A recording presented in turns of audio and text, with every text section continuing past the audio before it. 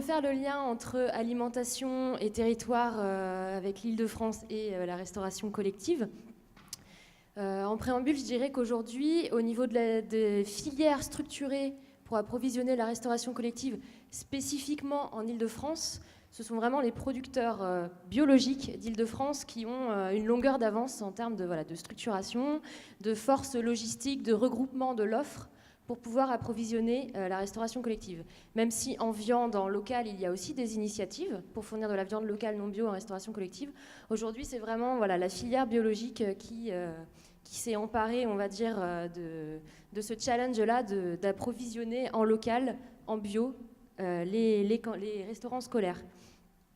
Rapidement, un petit focus sur le bio en restauration collective de manière plus globale, avant de refaire le lien avec le territoire en Île-de-France. Donc aujourd'hui, il y a une vraie attente sociétale pour des produits bio en restauration collective. On n'est plus dans un effet de mode, c'est vraiment une vraie remontée des consommateurs. Donc au niveau de l'observatoire de l'agence bio nationale, donc 8 parents sur 10 aujourd'hui souhaitent du bio en restauration collective pour ses enfants. Et en parallèle de ça, 8 établissements de restauration collective sur 10 aujourd'hui proposent du bio. Alors à différentes fréquences, certes, avec différents objectifs derrière de bio, mais aujourd'hui, 8 établissements sur 10 en proposent.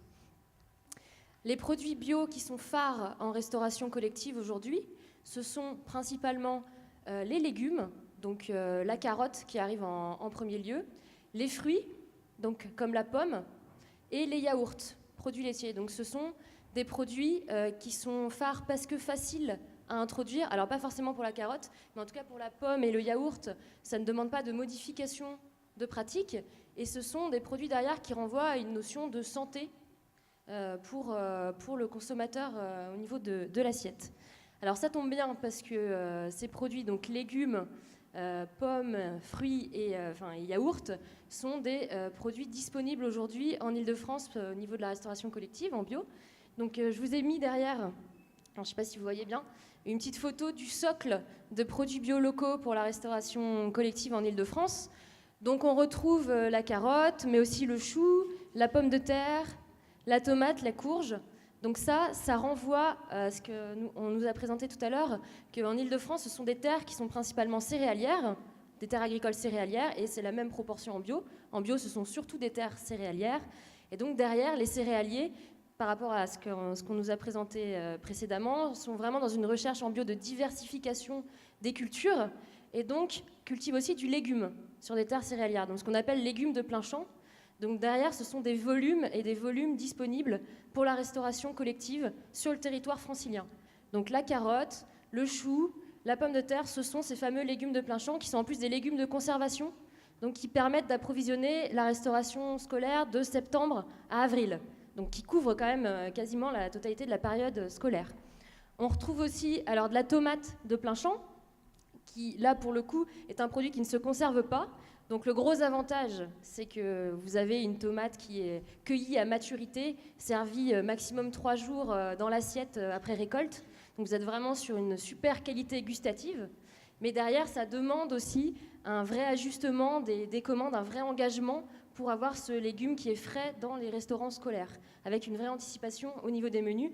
Et du coup, se reconnecter aussi à la saisonnalité. Quand on reparle alimentation et lien au territoire, on est aussi dans cette notion-là de saisonnalité et de reconnexion à l'offre disponible au moment où elle est disponible. Vous avez aussi en ce moment, par exemple, de la courge de plein champ, donc potimarron, butternut, pareil, des légumes qui se conservent et qui sont accessibles en restauration scolaire à des quantités très intéressantes. Par exemple, pour illustrer, un hectare de carottes, donc l'hectare c'est un équivalent je ne sais pas si ça parle à tout le monde un hectare, mais c'est l'équivalent on va dire d'un terrain de foot. Derrière, c'est 30 tonnes de carottes disponibles. Donc ça fait énormément d'entrées possibles et accompagnement en restauration collective sur le territoire. Ce qui est intéressant aussi, je ne sais pas si vous voyez bien, mais il y a la fameuse lentille verte dont on parlait, les légumineuses, qui sont beaucoup plus cultivées en agriculture biologique. Alors on parlait des légumineuses fourragères comme la luzerne, etc. Mais il y a aussi des légumineuses à destination de l'alimentation humaine qui sont cultivées en Île-de-France, notamment la lentille verte qui, pareil, est disponible en tonnes au niveau du territoire. Et On travaille aussi à la structuration de la filière légumineuse pour l'alimentation humaine, donc avec à venir pois chiches et différents types d'haricots, d'haricots blancs, etc., pour la restauration collective sur le territoire. Donc pareil, des volumes très conséquents derrière à mobiliser. Enfin, donc le pain bio Île-de-France, pareil, filière emblématique, toujours en lien avec les céréaliers bio sur le territoire, qui se sont rapprochés de meuniers via aussi leur coopérative et de boulangers derrière pour tracer du pain bio à base de blé d'Île-de-France, donc produit très, très intéressant aussi pour la restauration collective. Aussi produit phare en bio en restauration collective, le pain. Ça permet aussi d'aller sur du pain semi-complet, beaucoup plus intéressant nutritionnellement parlant et en bio avec un vrai intérêt de l'avoir cultivé en bio parce que vous avez une partie de l'enveloppe du blé et qui du coup n'a pas été traitée. Et derrière, vous pouvez aussi réduire les grammages vu que ce pain est plus nourrissant. Donc il y a un vrai aussi intérêt budgétaire derrière, au-delà de l'intérêt nutritionnel pour les enfants. Donc le pain, pommes et poires, on a un petit peu de fruits aussi disponibles en Île-de-France. Et enfin, les produits laitiers, donc une filière yaourt et fromage blanc bio d'Île-de-France disponible depuis 2015 sur le territoire pour la restauration collective. Donc voilà, je vous ai brossé les grandes lignes de produits disponibles dans la région. Comme je vous le disais, donc les producteurs bio se sont structurés aujourd'hui pour approvisionner au sein d'une coopérative qui s'appelle la Coopérative bio d'Île-de-France, qui a un statut très intéressant, parce que c'est sous forme de SIC, Société coopérative d'intérêt collectif, qui permet en fait de rassembler au sein de cette coopérative tous les maillons du champ à l'assiette, donc les producteurs, mais aussi les transformateurs, comme par exemple les boulangers, ou aussi les transformateurs de produits laitiers, et les collectivités. Donc tous ces acteurs-là peuvent être partie prenante dans cette coopérative de producteurs à l'échelle de la région. Donc cette coopérative a aussi une force logistique, s'appuie sur un logisticien dont c'est le métier justement d'aller livrer la restauration collective parce qu'il y a des vrais enjeux à ce niveau-là aussi en termes de logistique, de transport, de regroupement de l'offre et de transport jusqu'au restaurant. Donc voilà pour le socle d'Île-de-France. Ce qui est très intéressant aussi, c'est au-delà de l'assiette de demain, au-delà de ce qu'il y a dans l'assiette, se reconnecter à l'offre du territoire, mais aussi à des enjeux plus globaux. Donc on parlait de la préservation de la ressource en eau. Aujourd'hui, il y a vraiment des zones prioritaires où il est important de préserver cette ressource en eau. Et aujourd'hui, l'agence de l'eau est très partie prenante pour développer sur ces zones à enjeu eau de l'agriculture biologique, des nouvelles surfaces en mode biologique. Et derrière, ça pose aussi la question de réussir à rendre accessibles les produits de ces nouvelles fermes en bio au niveau de la restauration collective. Pour finir sur le rôle maintenant des collectivités locales en lien avec les producteurs du territoire, il y a un vrai enjeu au niveau des collectivités locales de s'engager auprès des producteurs biologiques de leur territoire, donc pour mettre en place des approvisionnements pérennes. Donc c'est-à-dire, ça demande une adaptation des menus, se reconnecter à la saisonnalité et à l'offre disponible sur le territoire, avec une vraie conception de menus en amont qui intègre ces questions-là de saisonnalité de produits disponibles, une vraie planification pour être sûr aussi de ne pas être en rupture produit en direct des producteurs. Donc plus il y aura de la planification, de l'anticipation sur les produits disponibles, et plus derrière vous vous assurerez aussi ces produits-là au niveau de vos restaurants, des restaurants scolaires, et être aussi le plus près des producteurs aussi au moment où l'offre est disponible et donc au moment des commandes en fait tout simplement. Il ne suffit pas de s'engager en amont, il faut aussi un engagement concret au moment des commandes en lien avec les menus qui ont été planifiés. Donc un vrai partenariat pour faire évoluer l'offre bio locale dans les menus, et ça demande aussi une adaptation des produits dont sont totalement conscients les producteurs. Je reviens sur le cœur de légumes, le cœur d'Île-de-France, c'est les légumes. Certaines collectivités n'ont pas malheureusement les moyens de travailler des légumes en brut pour différents freins. Par exemple, le fait de ne pas avoir de légumerie pour transformer les légumes en brut dans les cuisines. Donc c'est aussi intéressant d'être en lien le plus proche possible avec les producteurs pour qu'il y ait une vraie adaptation des produits. Et on a eu un très bel exemple en Île-de-France, c'est la mise en place d'une légumerie par les producteurs pour pouvoir fournir des légumes 4e gamme aux collectivités qui n'avaient pas les moyens de transformer les légumes en brut. L'adaptation est à continuer, des outils de plus grande envergure sont installés sur le territoire pour pouvoir augmenter les volumes et mobiliser le mieux possible la gamme de produits de légumes bio d'Île-de-France pour la restauration collective. Je prends l'exemple du potimarron. En ce moment, on est dans la saison du potimarron. Il y a des tonnes et des tonnes disponibles de potimarron. Sauf qu'aujourd'hui, il y a peu de cuisines centrales qui l'introduisent en brut. Il faudrait que ce soit du potimarron 4e gamme. Et aujourd'hui, il n'y a pas les infrastructures pour fournir le potimarron 4e gamme. Donc il manque encore des maillons à mettre en place sur le territoire de transformation, d'adaptation de ces produits à la restauration scolaire. Pour finir, au niveau du rôle des collectivités, ça ne se fera pas sans un vrai portage politique au niveau des collectivités, une vraie implication politique pour du bio et de proximité dans les restaurations scolaires, et aussi l'importance de fédérer tous les acteurs à tous les niveaux autour de ce projet de produits bio et locaux en restauration collective, donc que ce soit au niveau des élus, mais aussi des personnels administratifs, des personnels de cuisine, des personnes encadrant les menus, qui sont donc auprès des enfants et qui ont ce rôle aussi pédagogique au moment de la prise du repas, et aussi les parents d'élèves jusqu'aux citoyens. Voilà, toutes les parties prenantes doivent aussi être impliquées dans ces projets de bio et de local en restaurant scolaire. Un accompagnement est aussi nécessaire à ce niveau-là. Donc nous, au niveau du GAB Île-de-France, on accompagne les collectivités à mettre en place ces projets qui sont très transversaux, qui vont aussi jusqu'à la formation des équipes de cuisine, où on s'appuie sur le collectif Les Pieds dans le Plat, donc vous avez pu voir le résultat au buffet de ce midi. Donc un vrai accompagnement à tous les niveaux, marché public, formation, communication, valorisation aussi au niveau des enfants, mais aussi des parents d'élèves derrière. Et enfin, pour finir, sur l'assiette de demain, ça renvoie aussi à quelle production agricole pour demain, pour une vraie assiette cohérente avec la qualité, mais aussi le lien au territoire. Donc ça passe par le développement des surfaces en bio, dans le cadre du scénario After qu'on nous a présenté aussi, pour que les produits agricoles de ces surfaces puissent être accessibles au niveau du territoire et de la restauration collective, qui est un beau levier de développement pour les producteurs bio. Voilà, merci. Merci Marie-Clémentine. Frédéric Souchet ? Alors, moi, ce que je voulais dire, c'est que les choses ne sont pas si simples que ça. Alors, dire encore le pessimiste qui revient de nouveau sur la scène.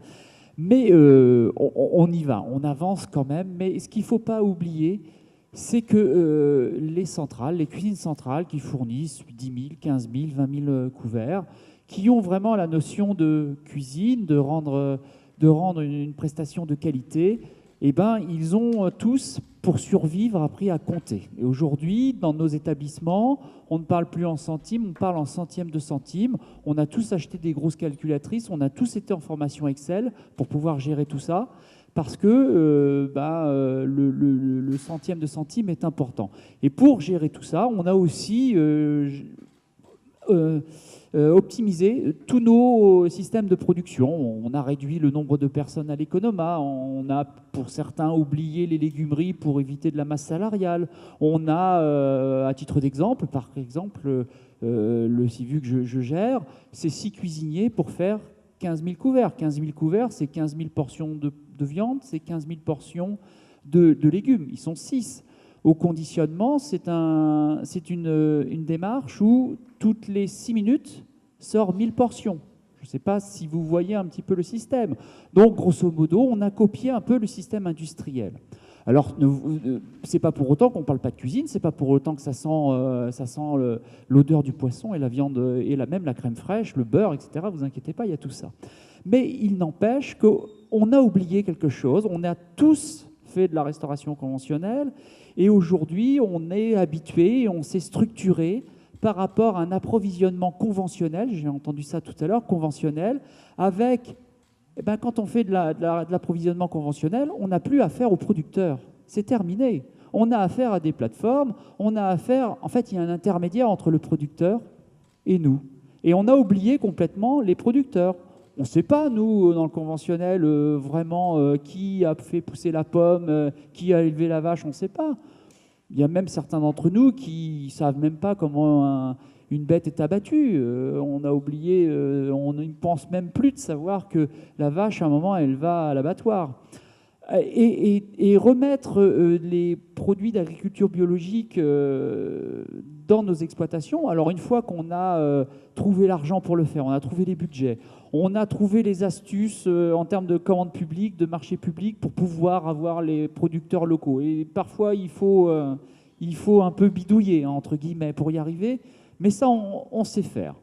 Et bien après, comment on travaille avec les producteurs? Et bien ça, moi j'ai été confronté à ça, j'ai été voir de très belles carottes, j'ai été voir de très belles pommes, des très bonnes poires, et je me dis ça, faut y aller, faut le faire. Et ben pour que ça arrive sur nos exploitations, c'est quand même compliqué. Quelques exemples, la période de tomates, on programme ça 4 mois à l'avance, on prévient quand même notre fournisseur 4 mois à l'avance, et puis le 12 septembre, je veux 900 kilos de tomates. Eh bien, ce n'est pas évident qu'elle arrive, les 900 kilos de tomates, le 12 septembre. Ce n'est vraiment pas évident, parce que, est-ce que la veille, il n'y a pas eu trop de pluie? Est-ce que... c'est très compliqué. Dans le conventionnel, on n'a pas de souci. On sait que le 12 septembre, elles vont arriver. Puis, je vais vous dire, encore mieux, parce qu'on sait que peut-être qu'on a une cagette de tomates où il y a 100 tomates. Ça nous arrange, c'est plus facile à compter pour en pouvoir les répartir après. Mais en agriculture biologique, il ne sait pas, lui, l'agriculteur, qui vous voulait une caisse de 100 tomates. Quand ça arrive chez vous, alors vous avez peut-être 14 916 tomates, parce que c'est ce qu'on a commandé. Mais comment que ça se répartit? Alors vous avez, plutôt dans nos établissements, on a à peu près 2-3 répartiteurs. Quand c'est des caisses de tomates 200, tout va bien. Mais quand il faut les chercher, les 14 000, vous avez une caisse où il y en a 82, il y a une caisse où il y en a 96, il y a une caisse... C'est franchement pas simple. Donc vous voyez, ces difficultés, il va falloir... moi, j'ai déjà rencontré des producteurs d'agriculture biologique. Quand je leur explique ça, ils me disent « Ah ouais, il va falloir que nous aussi qu'on réfléchisse ». Et puis moi, je lui dis « Moi aussi, il va falloir que je fasse des efforts ». Mais ces passerelles, elles sont loin d'être évidentes. Un autre exemple qui me vient à l'idée, des lentilles. On sait faire des lentilles en Île-de-France. Mais au départ, quand vous commandez 600 kilos de lentilles pour votre service, vous n'imaginez pas une seconde qu'elles arrivent en paquet de 1 kilo. Mais quand elles arrivent en paquet de 1 kg, personne ne s'attend qu'il faut ouvrir à 600 paquets de lentilles. Et voilà, toutes ces problématiques, il va falloir les mettre en place. Et je ne parle pas de la logistique, parce qu'il faut quand même savoir que dans nos établissements, on a tellement des cahiers des charges qui sont suivis, structurés par la DDPP, vous savez, la direction départementale protection à la population, anciennement les services vétérinaires, qui sont très rigoureux. Il faut que vos produits ils arrivent à une température inférieure à 3 degrés. Sinon, les enfants vont tous mourir. Eh bien, l'agriculteur, lui, ne sait pas qu'il faut que ça arrive à 2,9 degrés. Et des fois, vous avez un produit qui arrive à 8 degrés où, lui, ça ne le choque pas. Mais vous ne pouvez pas l'accepter. Donc là, vous êtes bien en difficulté. Donc tout ça, il va falloir un petit peu de temps pour qu'on apprenne à se connaître, pour qu'on trouve des passerelles, pour qu'on trouve de la logistique qui va amener ces beaux produits dans nos cuisines centrales auxquelles on est prêt à travailler. Mais encore une fois, il nous faut du temps et il y a beaucoup de travail à faire. On s'y emploie, mais parfois on se brûle un peu les ailes, alors on remet notre travail au lendemain. Mais c'est ça la difficulté. Il va falloir travailler. Merci beaucoup. Merci Frédéric. Éric Pley. Oui, effectivement, je crois que tout ce qui a été dit est vrai. La difficulté à laquelle on se heurte, c'est est-ce qu'aujourd'hui, on a encore le choix? Puisque le système de notre restauration scolaire a été depuis des décennies largement structuré par l'agroalimentaire. L'agroalimentaire dont on a vu ce qu'il a donné dans l'exposé de Gilles Billien tout à l'heure. C'est-à-dire des circuits à n'en plus finir, des régions spécialisées à l'échelle mondiale, c'est même pas à l'échelle de la France, mais à l'échelle de l'Europe et à l'échelle mondiale, qui font que même nous, sur le marché, quand on va acheter des tomates du fait de la disparition de la ceinture maraîchère, qui était ici même il y a une centaine d'années, viennent de Sousserre, des Pays-Bas, de je ne sais où. Donc on est face à un système qu'aujourd'hui la population n'accepte plus. Aujourd'hui, à Aubervilliers, mais comme ailleurs, le fait qu'il y ait de plus en plus de projets de potagers dans les écoles, de jardins partagés, d'agriculture urbaine, de gens qui sont sensibles aux AMAP, même si ces outils ne permettent pas de nourrir la population locale, comme si les 3 moutons autour du périphérique allaient permettre de nourrir en viande la population francilienne, mais tout cela crée une sensibilité qui fait que les gens ne raisonnent plus comme ils pouvaient raisonner dans les années 50 ou 60, où il fallait nourrir une population extrêmement importante.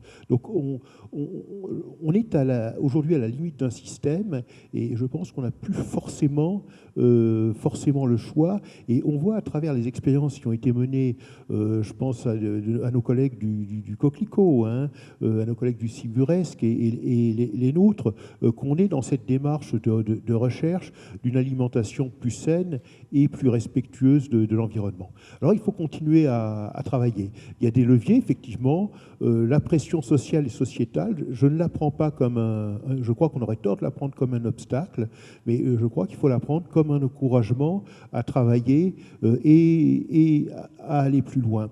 Le travail que l'on peut faire, on ne peut pas le faire seul. On ne peut pas le faire seul. Je crois que chacun, je dirais pas que chacun connaît son métier, parce que chacun doit progresser, mais chacun doit rester soi. Et c'est vrai qu'on a nous-mêmes, en restauration collective, des contraintes qui sont lourdes et qu'il faut reconnaître. Mais il y a des points intéressants. Bon, j'apprenais récemment en allant à l'Assemblée générale du GAB Île-de-France que les surfaces bio en Île-de-France avaient augmenté de 20%, qu'on travaillait sur un programme de légumerie. La légumerie, venons-en, un seul exemple. Hein. Historiquement, dans nos villes, on avait une cuisine dans chaque école. Et un jour, les normes ont fait qu'on ne pouvait plus éplucher les légumes dans ces écoles, et qu'il fallait des légumeries. C'était totalement impossible pour une ville comme Aubervilliers, mais c'est vrai partout ailleurs, d'imaginer 20 légumeries, parce qu'il y avait 20 offices, qu'on n'avait même pas la place de construire, hein, vu la densité urbaine. Donc, l'agroalimentaire a trouvé la solution, c'est les légumes épluchés, lavés et fournis sous plastique. Et quand on a construit des cuisines centrales un peu plus importantes, mis à part quelques exceptions, on les a construites sans légumerie, parce qu'on était dans cette culture de l'agro. Et aujourd'hui, on se rend compte que l'absence de légumerie est un obstacle, c'est l'un des obstacles techniques, hein, aux relations directes avec les producteurs. Donc il faut penser la chose autrement. Construire une légumerie, bon, en discutant tout à l'heure avec, voilà, madame, qui me disait, la légumerie qu'on est en train d'envisager, elle coûte 2 500 000 €. À Dijon, il y a une légumerie qui sert aussi à l'insertion et qui est en projet, 800 000 €. Donc, il faut imaginer une mutualisation qui fasse que chacun se sente responsable de cet outil, et que cet outil soit rentabilisé ou valorisé. Alors, un syndicat comme le Ciresco, bon, on peut imaginer que s'il s'agrandissait pour X raisons, s'il intégrait une cuisine avec une légumerie, bon, ce serait un point d'entrée intéressant, mais on n'en est pas là. Hein. On n'en est pas là, mais on sent bien qu'à l'image de la légumerie, on a un certain nombre d'obstacles techniques à lever. Et puis on a aussi, comme je le disais tout à l'heure, un certain nombre d'obstacles culturels à lever, qui tiennent effectivement à la formation de nos cuisiniers sur les questions du bio, parce que c'est vrai que le buffet tout à l'heure était très bon, mais combien d'heures de travail, hein, les agents qui étaient là, qui étaient 6 ou 7, nous ont expliqué que ça faisait une semaine qu'ils étaient là-dessus. Hein. Donc la transposition, elle n'est pas immédiatement possible. Par contre, le fait de valoriser le travail de l'agent, de lui reconnaître des capacités et de qualifier son travail, est au contraire un outil qui permet peut-être de tirer vers le haut sur certains objectifs, sur certains plats, certaines productions. Et je crois enfin qu'on a intérêt vraiment à confronter les points de vue, même si on n'est pas d'accord entre nous. Bon, on a vu ce matin l'échange qu'il pouvait y avoir sur la question de la gratuité scolaire. Enfin, ça n'a rien à voir. Mais on peut très bien avoir des options différentes différentes, des points de vue différents, mais tant qu'on ne les confronte pas et tant qu'on n'essaie pas d'aboutir à une grille de lecture qui peut être une grille de lecture acceptable par tous, un consensus sur une grille de lecture sur ce qu'on fait et sur ce qu'il faut faire, je crois qu'on aura du mal, des difficultés à avancer sur ces questions. Mais effectivement, je crois qu'il y a un mouvement qui est lancé. Il est lancé. Hein. Je vois mal comment il peut s'arrêter. Et donc, on a la responsabilité, chacun à notre niveau, non seulement de l'accompagner, mais de l'impulser. Bon, la restauration collective, c'est 3-4% de bio dans l'assiette aujourd'hui, hein, en général. Nous, nos syndicats sont entre 10 et 20%. Bon, ce n'est pas encore la panacée, mais sur ces questions, on n'est pas complètement inactif. Alors, qui souhaite intervenir? Je suis Michael Évrard, je dirige l'agence locale de l'énergie du climat du territoire de Plaine Commune et j'habite Aubervilliers. Donc c'est vrai que j'ai un regard un peu plus professionnel que d'autres peut-être, mais j'entends M. Souchet avec les problématiques techniques. On est tous techniciens. Il y a plein de sujets qui sont impossibles tout le temps, mais pour autant, on n'est pas obligé de ne pas y croire. La difficulté sur ce sujet-là, c'est qu'il y a énormément d'acteurs. Et M. Play parlait de mutualisation.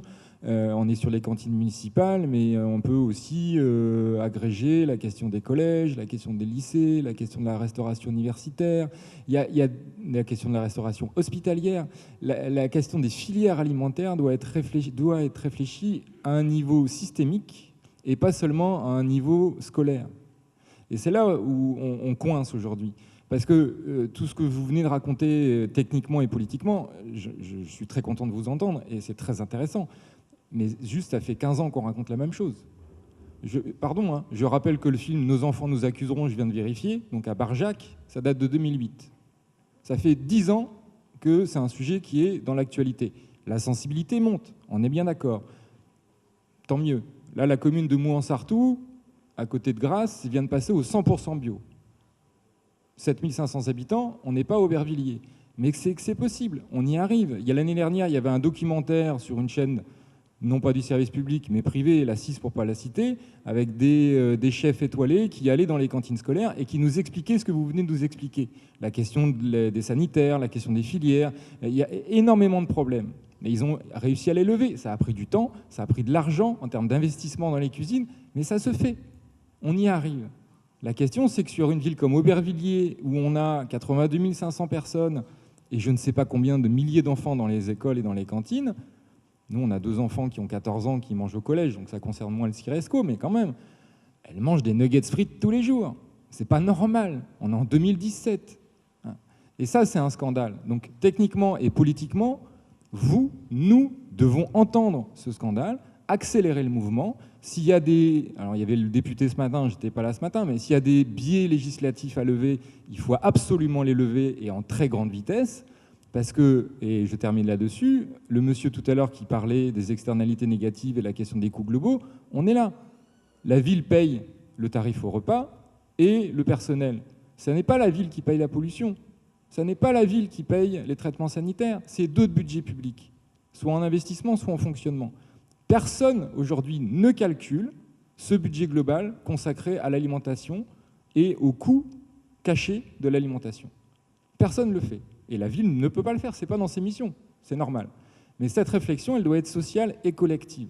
Donc aujourd'hui, il y a cet événement, c'est bien.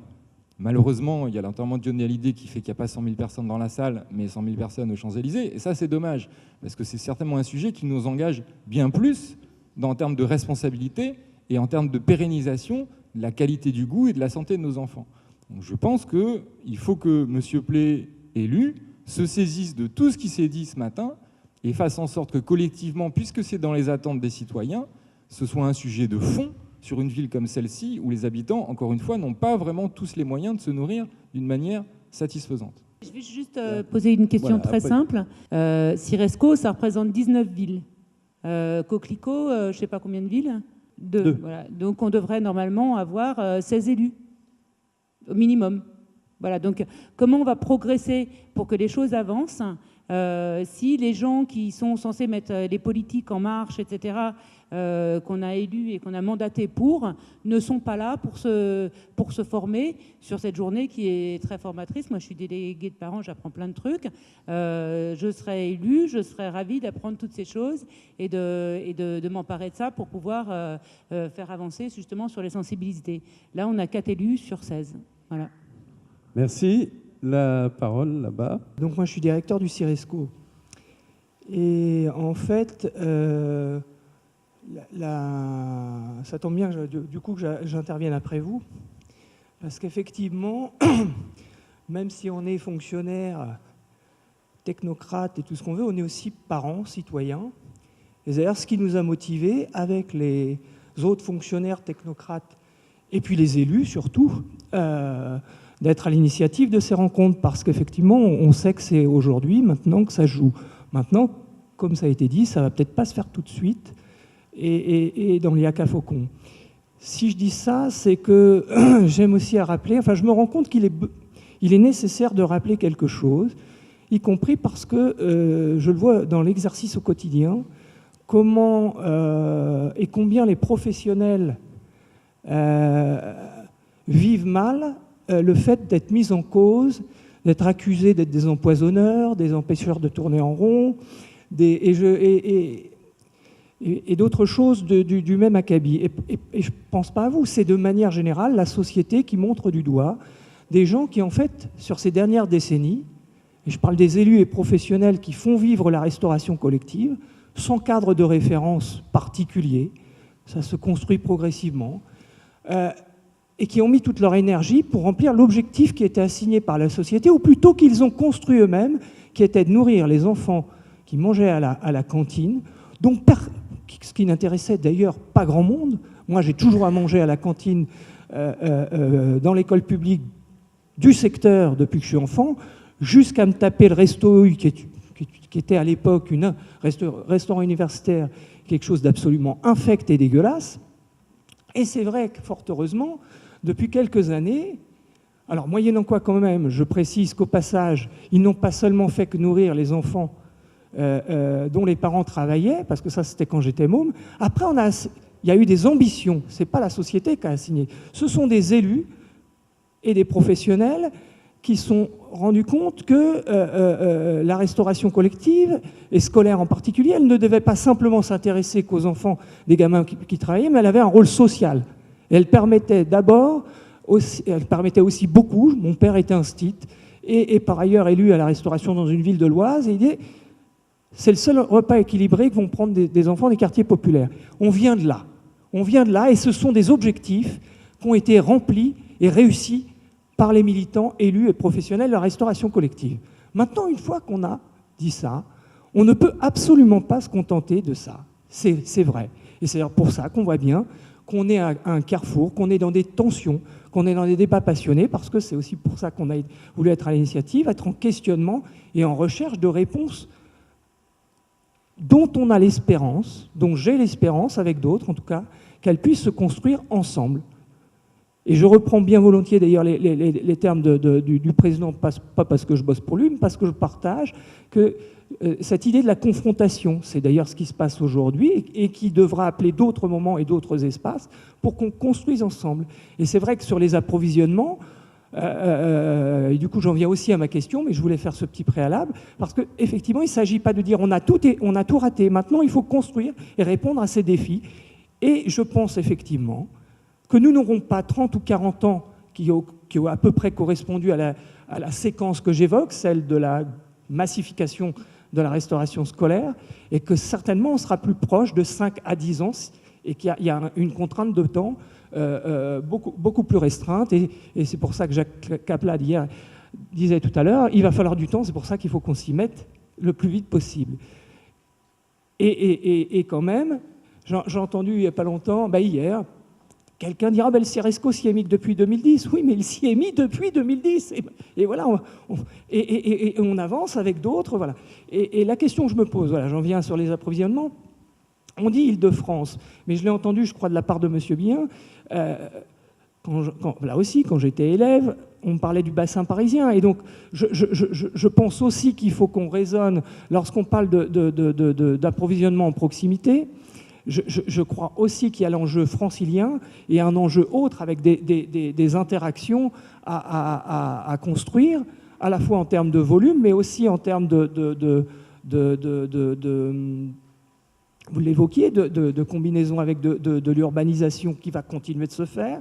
Voilà. Donc moi, j'interroge aussi sur cette strate, parce que souvent, on s'interroge avec les collègues, quand on dit on a pris des engagements sur le bio, les circuits courts, les circuits de proximité, on dit c'est quoi le circuit de proximité? On est un peu démunis pour se dire où on met la jauge. Qu'est-ce qui qualifie, qu'est-ce qui pourrait permettre de préciser ce qu'est un circuit de proximité? Parce qu'aujourd'hui, on se dit, bon, bah, c'est un rayon de 300 km. Est-ce que c'est la bonne échelle? J'en sais rien. Voilà, ça c'était ma question et en même temps ma réaction. Merci. Dire qu'on dit la même chose depuis 10 ans, je trouve que c'est un peu sévère, parce que s'il y a bien une restauration qui a évolué, c'est quand même la restauration sociale. Collective, des collectivités territoriales, ça veut dire élèves maternels, élémentaires. Il est vrai qu'il est regrettable que dans bon nombre de collèges, c'est nuggets frites tous les jours, ce qui n'est pas possible et fait dans les restaurants maternels et élémentaires. Si vous pouvez regarder tous les menus, relativement, ils sont tous équilibrés, ils sont tous mesurés, ils sont tous raisonnables, on va dire. Quelle que soit la collectivité qu'il y a. Après, pourquoi il y a ces dérives dans les collèges? Je ne sais pas. Mais effectivement, c'est une préoccupation de tous. On doit tous se serrer les coudes, on doit tous parler, grosso modo, on dit tous la même chose. Sauf que dans cette confrontation et autour de cette salle, ceux qui ne respectent pas trop les règles ne sont pas là pour discuter dans cette confrontation. Donc c'est ça le problème, c'est qu'ils ne sont jamais là. C'est qu'on peut faire du collectif, mais quand il manque une partie du collectif qui ne veut pas entendre parler de ces sujets-là, bah c'est un peu compliqué. Mais sachez que les restaurations dans son ensemble collectif, territorial, elles se bougent, elles n'ont pas, depuis 10 ans, elles ne stagnent pas, et je pense qu'elles progressent de plus en plus. Il y a 10 ans, il n'était pas pensable de travailler avec des agriculteurs d'agriculture biologique, on n'en parlait même pas, ça ne nous venait même pas l'idée. Même un menu sans viande, ça existait. Enfin, c'était pas possible, c'était pas pensable. Donc on avance, et puis on espère que ça va fédérer. On sera plusieurs. C'est bon. Oui, je voulais répondre à la notion de circuit de proximité. Où, pour moi, la définition d'un circuit de proximité, on arrive à une notion de kilomètres parcourus entre le consommateur et puis le producteur, enfin le nombre de kilomètres parcourus du produit du champ à l'assiette. Alors à l'échelle du Ciresco, c'est clair, vu les volumes aussi de repas produits, c'est clair qu'au niveau de l'Île-de-France, à part certaines lignes de produits que je vous ai présentées, où il y a vraiment une possibilité de les avoir très régulièrement dans les menus, l'idée c'est de mobiliser en priorité les lignes de produits disponibles sur le territoire en Île-de-France, mais évidemment que l'Île-de-France ne permettra pas d'approvisionner le Ciresco à hauteur de 100% des menus bio franciliens.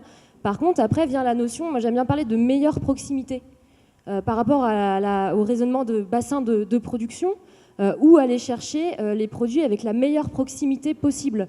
En Île-de-France, par exemple, aujourd'hui, il n'y a pas de viande disponible en bio local pour la restauration collective, où aller chercher cette viande tout en essayant de quand même limiter le nombre de kilomètres parcourus.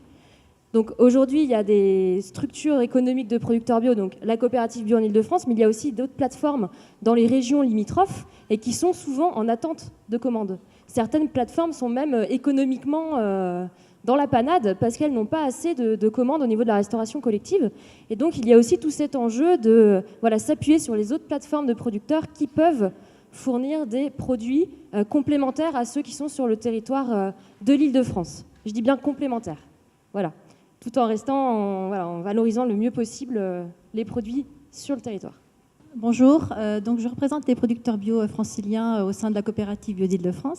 Les producteurs en fait se sont organisés en coopérative et pour aussi maîtriser la filière, c'est-à-dire donc de la production à la commercialisation. Et c'est vrai que c'est compliqué. Monsieur Souchet a fait a donné un témoignage justement de l'approvisionnement, et on a tenté effectivement d'approvisionner en fait cette restauration sans difficulté, effectivement. On a rencontré des difficultés, et c'est vrai que c'est compliqué. Pourquoi ? Parce que justement les producteurs veulent maîtriser la filière, ne veulent pas rentrer dans un système, dans un schéma conventionnel, et donc veulent maîtriser la filière de la production jusqu'à la commercialisation. Et là, ça demande effectivement donc du temps. Et donc dans le fait où il y a différentes actions et différents métiers qui rentrent dans la maîtrise de ces filières, c'est compliqué. Et c'est vrai qu'ils veulent toujours avoir cette notion de prix juste pour eux et de prix accessible pour les acteurs de l'aval. Et dans ce cadre-là, pour ne pas tomber dans un schéma classique de conventionnel, pour que demain il puisse encore exister, ils veulent maîtriser la filière. Et dans ce cadre-là, effectivement, il y a des difficultés. Des difficultés logistiques, des difficultés aussi d'adaptation offre et demande. Et là, on est en train d'œuvrer pour justement avoir le plus possible de produits accessibles à votre restauration scolaire. Voilà, donc c'était juste ce témoignage de dire que c'est un schéma différent que l'on met en place avec l'agriculture biologique en Île-de-France pour ne pas retomber dans les travers du conventionnel. Et c'est vrai que ça augmente les difficultés, mais c'est aussi pour être là demain et pour vous proposer des produits adaptés à votre demande et avec tout le sens en fait du territoire et un lien au territoire. Alors on a créé effectivement une coopérative sous le mode d'une SIC, donc Société coopérative d'intérêt collectif. L'intérêt, c'est d'avoir plein d'acteurs au sein de notre coopérative. Les producteurs ont ouvert la coopérative à d'autres acteurs du territoire pour faire un véritable maillage territorial, pour justement impliquer les distributeurs, mais aussi les collectivités. Et quand on dit effectivement que les élus ne sont pas là aujourd'hui, mais c'est vrai que c'est pour pouvoir faire perdurer cette démarche et rendre pérenne la démarche des producteurs bio d'Île-de-France, c'est pouvoir pérenniser le partenariat et pour avoir un lien structurel avec certaines collectivités, puisque en plus de mettre en marché les produits bio, les producteurs en fait vont porter collectivement un outil de transformation de légumes. Et donc c'est effectivement des investissements lourds. Et on a besoin effectivement d'une implication des collectivités sur le long terme. Voilà. Parce que moi, je donne toujours l'exemple en fait d'une légumerie qui s'est créée en Bretagne, à Pontivy, qui s'appelle Bretagne Bioéquité. Les producteurs ont porté cet outil sous effectivement couvert d'appro hypothétique un petit peu dans le cadre de marchés publics. Et c'est vrai qu'à un moment donné, il y a eu des changements électoraux et il n'y a plus effectivement eu l'implication de ces collectivités. Au bout de 4 ans, la légumerie a fermé. Parce que la légumerie n'est jamais arrivée à saturation, a marché qu'à un quart du potentiel. Et c'est vrai qu'il n'y a pas eu l'implication réelle, pérenne des collectivités et des acteurs de l'aval. Donc le fait effectivement d'ouvrir notre coopérative aux collectivités est vraiment un plus et un impulse à donner aux producteurs et pour effectivement pérenniser les exploitations, pour pérenniser l'agriculture périurbaine en Île-de-France et pour que vous puissiez introduire du bio qui a du sens dans vos collectivités et dans vos restaurations. Voilà.